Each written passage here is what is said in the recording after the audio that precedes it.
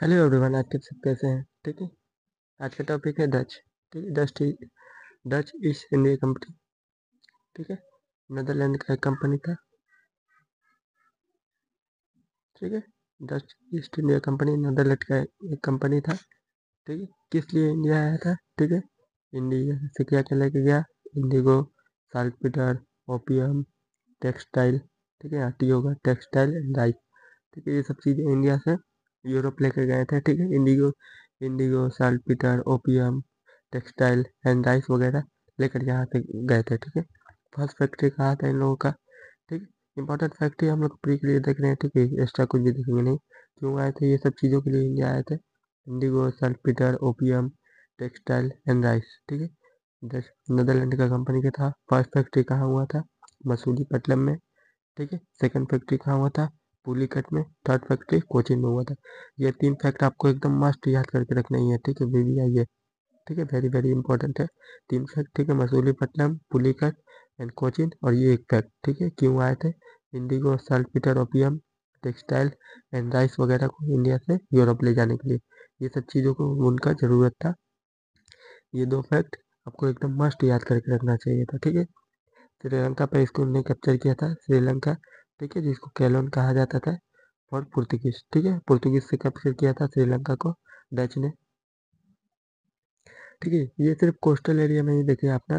ये जो इंडिया का कोस्टल एरिया है, यहाँ पे यहाँ पे यहाँ पे यहाँ पे यहाँ पे कोस्टल एरिया पे ही देखिएगा अपना सेंटर बनाए थे। वो इंटरनल एरिया में इंटरवल नहीं कर रहे थे। ठीक है। वो अंदर जाना नहीं चाहते थे। ठीक है।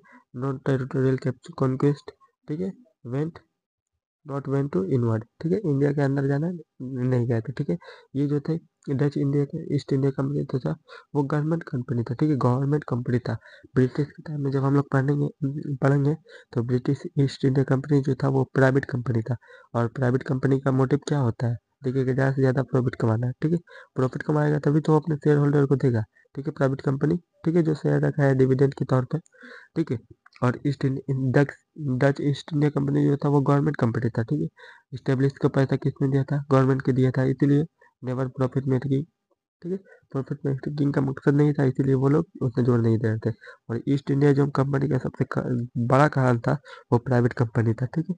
ईस्ट इंडिया कंपनी हम लोग अगले वीडियो में देखेंगे। आज डच और फ्रेंच देखेंगे। ठीक है।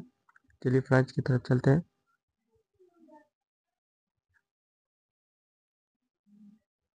फ्रांस देखिए। फ्रांस जो है प्राइवेट ट्रेडिंग कंपनी था। ठीक है।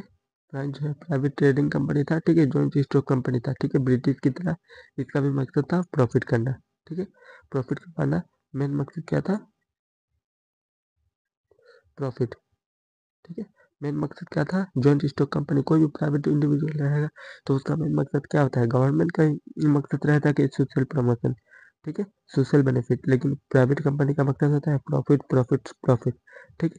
3 फैक्ट्री इन लोगों को याद करके रखिएगा। ठीक है। 1668 ईस्वी में सूरत, 1669 ईस्वी में मसूलीपट्टनम, 74 ईस्वी में पुडुचेरी। ठीक है। सबसे पहला फैक्ट्री सूरत, मसूलीपट्टनम और पुडुचेरी। ये भी कोस्टल इलाके में ही रहते थे। ठीक है। ज़्यादातर। ठीक है। और इनका गवर्नर जो था, गवर्नर आप याद करके रखिएगा। गवर्नर के लिए एक फैक्ट ठीक है, माले डुडुली। ठीक है। माले डुडुली। ठीक है। माले डुडुली आप याद करके रखिएगा, उससे गवर्नर का क्वेश्चन सॉल्व हो जाएगा। ठीक है। पहला है मार्टिन, दूसरा है लेवियर। ठीक है। तीसरा है डूमस। ठीक है।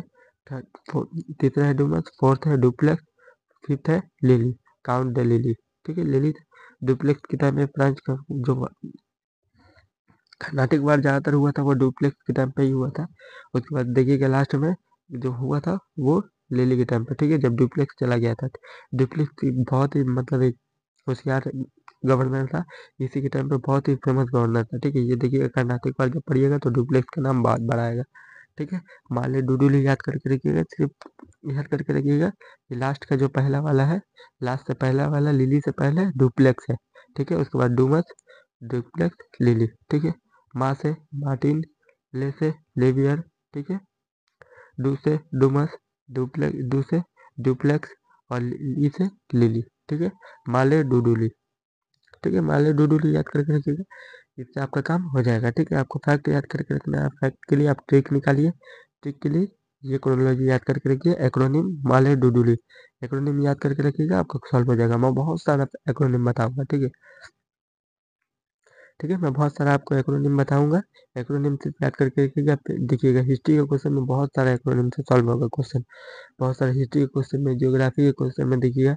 ठीक है, मिनरल रिसोर्स का जो है फैक्ट है कि ज़्यादा से कम कौन सा इंडिया में ज़्यादा प्रेजेंट है, कम प्रेजेंट है। ठीक है, वोल्केनो के टाइम पे कौन सा गैस ज़्यादा निकलता है, कम निकलता है। ठीक है, मिनरल रिसोर्स है। ठीक है, इंटीरियर ऑफ द अर्थ है। ठीक है, कौन कौन सा मिनरल ज़्यादा पाया जाता है अर्थ में।